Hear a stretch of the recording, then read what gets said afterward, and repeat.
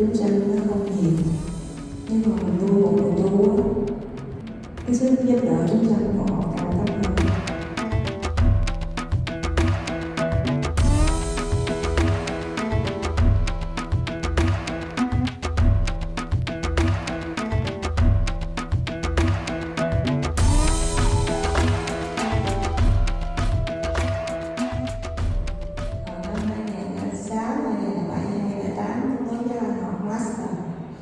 Về Phật giáo ở Đại học du Sydney, Phật giáo Trung Á, đặc biệt là Central Asia, Phật giáo ở riêng cái vùng Trung Á thôi.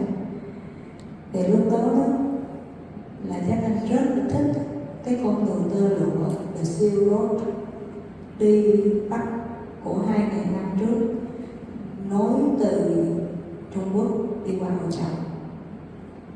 Nếu mà ai coi phim tại đường Tây Du Ký, Tây Du Ký thì sẽ biết cái đường Tăng Đi Tịnh Kinh. Thì cái con đường Silk Road, con đường tơ lụa đó là có mặt trên thế giới, đó là con đường mà lưu thông sớm nhất trên thế giới này, đã 2.200 năm rồi. Con đường đó nối từ bên này từ Trung Quốc nối đi qua bên này là Âu Châu và đi ngang qua đâu? Chắc chắn là đi ngang qua La Đắc. Nhưng mà những năm đó chúng ta học á, thì nó đặt cái La Đắc là một cái trung tâm kinh tế thương mại đã mấy ngàn năm rồi ha, mà trên núi ha, lạ, interesting ha. Rồi cho ta thức rồi, người ta để đó, không có nhân gì. Sau đó giáo sư có mời Gia Anh làm tiếp PhD. Gia Anh say no, Gia Anh cảm ơn, không có làm tiếp nữa. Tại vì lúc đó các anh nghĩ tiến sĩ nhiều quá trời quá đất luôn. Quý thầy với cô tiến sĩ nhiều lắm, nhưng mà hành giả thì không có nhiều, nên Gia Anh chọn con đường thực tập. Gia Anh học tới đó để anh cảm ơn rồi tạm biệt. Cái ngày ra trường để nhận bằng Gia Anh cũng không có đi. Gia Anh đăng ký nhà trường rồi gửi bằng cấp về học để có kiến thức không.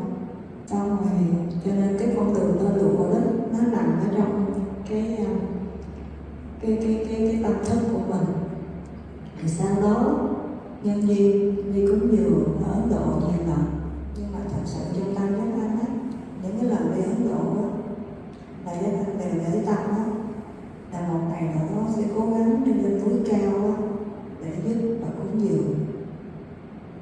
Cơ hội đó không biết đến lúc nào, ra là luôn wish cái điều đó trong tâm của mình.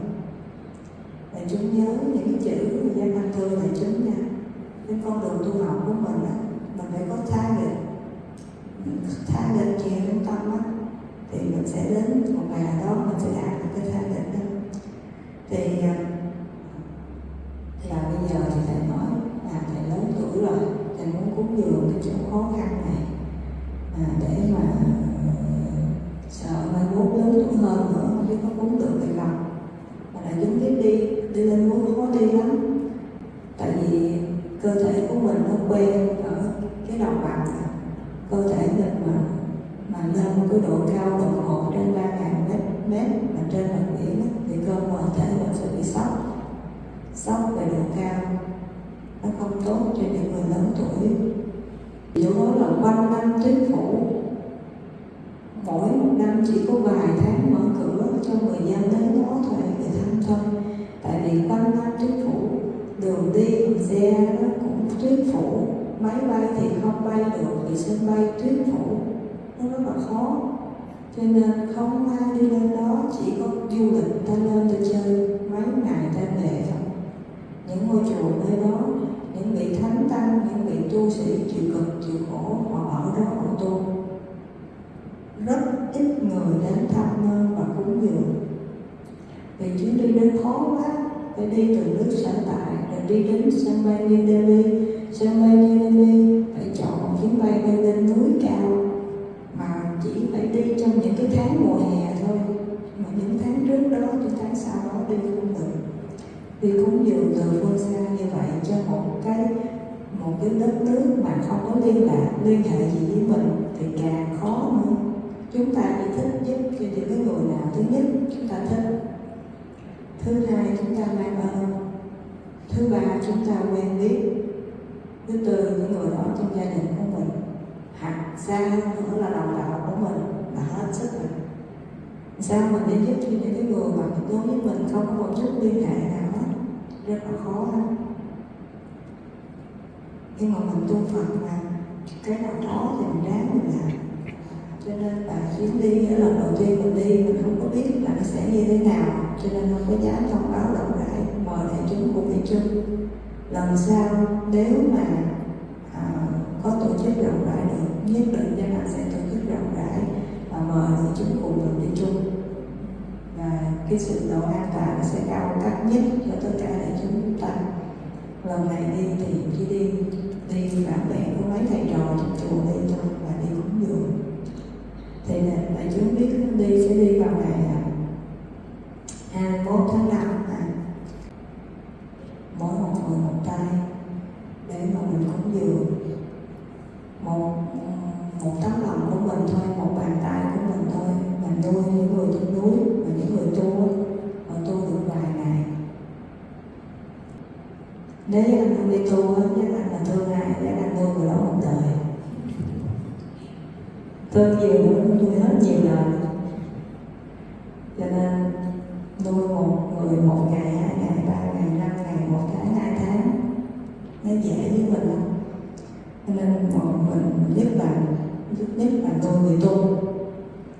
Tại vì mình nuôi một người bình thường đó mà họ trầm luân trong sinh tử đó, cái sức giúp đỡ của họ cho chúng sanh nó không nhiều. Nhưng mà mình nuôi một người tu đó, người tu lợi ích cho chúng sanh họ cao, cái sức giúp đỡ chúng sanh của họ cao cấp hơn. Cho nên một đồng của mình bỏ vào một cái ngân hàng mà làm việc, cái ngân hàng đó nó thua lỗ thì đồng tiền của mình nó không có lời, không chừng mình còn bị mất một đồng đó. Nhưng mà mình invest, mình đầu tư vô một cái công ty tốt, công ty đó có lời thì một đồng của mình nó nhân ra được rất là nhiều. Mọi thứ đi qua rất là mau, mọi thứ đi qua rất là mau. Nếu mà mình không sử dụng cái thời gian mau đó một cách có hiệu quả và có lợi ích, đi qua mau ghê lắm mà nó vô dụng, Rồi khi mà bệnh là chết đến đó, đại chúng biết không, chỉ có 20-30% người bệnh và người chết là họ cảm thấy mãn nguyện với cuộc đời của họ thôi à. Còn đa phần người bệnh và người chết, khi họ bệnh và khi họ chết, họ đều tiếc nuối vì cuộc đời đã qua của họ không sống một cách ý nghĩa như họ mong ước. Mình không muốn cái gì, mình không muốn mình là những người giống như vậy. Cho nên đó là lý do vì sao mình thường xuyên nhắc vô thường và mình thường xuyên nhắc về sinh diệt, để mình thường xuyên nhắc với cuộc đời của mình là hãy sống có ý nghĩa.